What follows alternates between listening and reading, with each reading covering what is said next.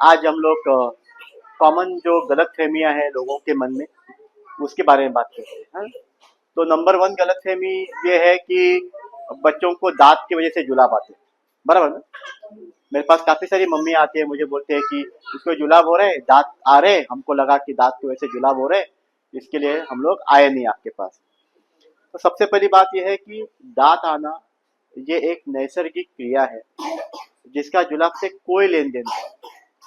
तो दांत की वजह से बच्चे को बुखार आना, दांत की वजह से बच्चे को सर्दी होना, दांत की वजह से बच्चे को खांसी होना, दांत आने की वजह से बच्चे को जुलाब होना, ये सारी की सारी गलत फहमी है। लेकिन मैं ये नहीं बोलता हूँ कि इस उम्र में ये होता नहीं है। क्या होता है कि दांत आते हैं 6 महीने से लेके 9-10 महीने या 11 महीने की उम्र तक दांत आना शुरू हो जाते हैं, और तभी बच्चों में जुलाब होने का, सर्दी खांसी होने का प्रमाण बढ़ जाता है। वो क्यों होता है? दांत की वजह से नहीं, वो इसलिए होता है, कुछ कारण है। नंबर वन कारण है कि बच्चों का आहार बदल जाता है। 6 महीने की उम्र तक बच्चे सिर्फ माँ का दूध पीते हैं, है ना? एक बार 5-6 महीने के हो जाए तो मम्मी उनको ऊपर का खाना खिलाना शुरू कर देती है, तो बच्चों का खाना बदल जाता है। इसकी वजह से बच्चों को कभी कभी तकलीफ हो सकती है, नंबर वन। नंबर दो कि 2 महीने के बच्चे के 1 महीने के बच्चे को हम लोग बाहर का खाना नहीं देते, लेकिन अगर 8 महीने का बच्चा घर में है और आपने घर में आइसक्रीम लाया तो क्या करेंगे? थोड़ा सा आइसक्रीम उसको चटाएंगे, खा ले, बराबर ना? कुछ भी बाहर का खाया तो थोड़ा सा उसके मुंह में डालेंगे, खाओ करके। तो बाहर का खाना ज्यादा खिलाते हैं जिसकी वजह से बच्चों को जुलाब होना शुरू होता है। नंबर तीन कारण कि 8 महीने का 7 महीने का बच्चा रेंगने लगता है, पलटी मारने लगता है, उसका हाथ में पकड़ने लगता है, जिसके वजह से वो सब कुछ मुंह में डालने की कोशिश करता है, जिसको हम लोग ओरल फेज ऑफ डेवलपमेंट बोलते हैं, है ना? तो सब कुछ मुंह में डालने की वजह से काफी बार कोई जंतु वाली चीजें उसके मुंह में चली जाती है और इसकी वजह से बच्चे को जुलाब हो सकता है। नंबर चार कारण क्या है कि 1 या 2 महीने के बच्चे को मम्मी ज्यादा बाहर लेके घूमती नहीं है। अगर आप बोलेंगे अभी बच्चा 1 महीने का है तो मम्मी उसको बाहर लेके जाने के पहले 10 बार सोचेगी, लेकिन अगर बच्चा 8 महीने का है, 9 महीने का है, 10 महीने का है तो बिंदास मम्मी उसको कहीं भी उठा के गोदी में हर जगह पे लेके जाती है। तो बाहर के एटमॉस्फेयर से बच्चे का एक्सपोजर बढ़ जाता है, जिसके वजह से बच्चों को सर्दी खांसी होने के चांसेस बढ़ जाते हैं। तो इसका मतलब ये है कि 6 महीने से लेकर 11 महीने की उम्र तक बच्चों को जुलाब होने ज्यादा प्रमाण बढ़ जाता है, सर्दी खांसी का प्रमाण बढ़ जाता है, और तभी दांत आना शुरू हो जाते हैं। तक बोलते हैं ना कि किसकी वजह से हुआ, इसकी वजह से हुआ, है ना? तो सबको लगता है कि दांत की वजह से। दांत की वजह से नहीं होता है। उस उम्र में सर्दी खांसी या जुलाब का प्रमाण बढ़ जाता है और तभी दांत आते हैं, इसलिए हम लोग को लगता है कि दांत की वजह से, लेकिन दांत की वजह से कभी किसी बच्चे को जुलाब नहीं होता है। तो इसलिए दांत आने के लिए स्पेशल कुछ टॉनिक बिनिक देने की जरूरत नहीं होती है। ये हो गया नंबर वन गलतफहमी।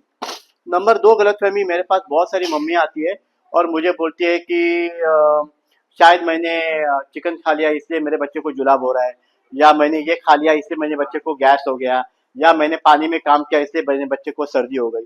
मतलब उनके कहने का मतलब ये होता है कि मम्मी के दूध की वजह से बच्चे को सर्दी खांसी या तकलीफ बुखार वगैरह आ रहा है। ये सरासर गलत बात है। किसी भी माँ का दूध उसके बच्चे के लिए कभी भी हानिकारक नहीं हो सकता। किसी भी माँ का दूध उसके बच्चे के लिए कभी भी हानिकारक नहीं हो सकता, और माँ के खाने पीने से उसके दूध के ऊपर असर नहीं पड़ता है। ओके, मतलब ये नहीं होता है कि पालक की सब्जी खा ली तो हरा हरा दूध निकलने लगा, ऐसा तो नहीं होता है। या नींबू पानी पी लिया, शिकंजी पी ली तो दूध फट के दही निकलने लगा, ऐसा नहीं होता है। ओके, तो इसलिए इसलिए माँ के दूध के वजह से बच्चे को बुखार नहीं हो सकता है। हाँ, लेकिन माँ को सर्दी हुई तो बच्चे को सर्दी हो सकती है। माँ को बुखार आया तो वायरल फीवर होगा तो बच्चे को वो ट्रांसमिट हो सकता है, लेकिन वो पापा की वजह से भी हो सकता है, दादी की वजह से भी हो सकता है। सिर्फ माँ को दोषी ठहराना सही बात नहीं है, और माँ को दूध को दोषी ठहराना तो उससे भी गलत बात है।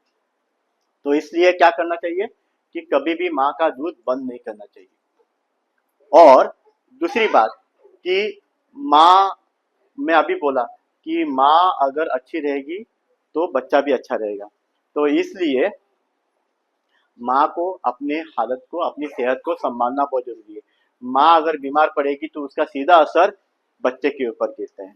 तो इसलिए क्या करना चाहिए मम्मी ने?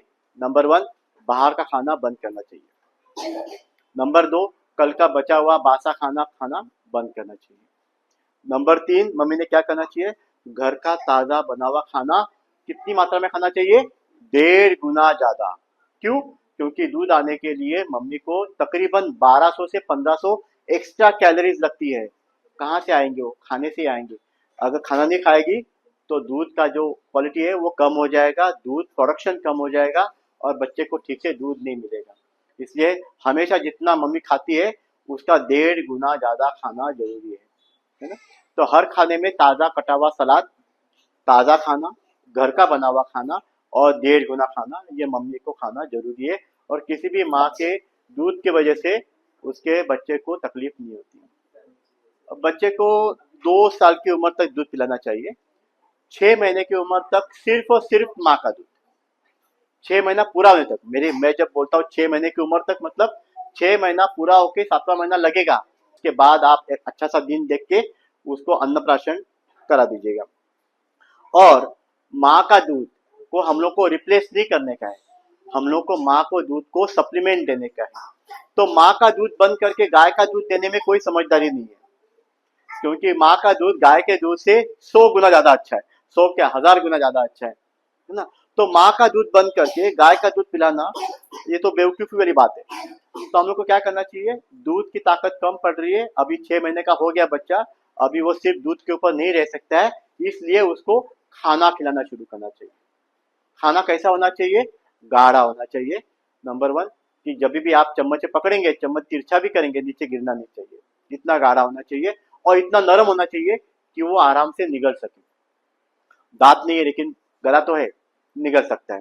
और नंबर 2, हर बच्चे को कभी भी लेटा के खाना मत खिलाइएगा, बिठा के खाना खिलाइएगा। हाँ, जब भी आप लेटा के खाना खिलाते हैं, थोड़े से अन्न कण उसके फेफड़े में जाने की संभावना रहती है और इस वजह से बच्चे को सर्दी, खांसी या निमोनिया होने के चांसेस होते हैं। कभी कभी कान में सूजन भी हो सकती है, ये कान में पीप बन सकता है। तो इसलिए कभी भी किसी बच्चे को लेट के दूध मत पिलाइएगा, लेट के खाना मत खिलाइएगा, बिठा के खाना खिलाइएगा। फिर धीरे धीरे खाना बढ़ाते जाइएगा और दूध कम करते जाइएगा, जैसे कि 2 साल की उम्र तक उसका दूध पूरी तरह से बंद हो जाए और सेकंड बर्थडे के बाद उसको पूरी तरह से खाने पे डालें। ठीक है, तो माँ का दूध 2 साल की उम्र तक पिला सकते हैं।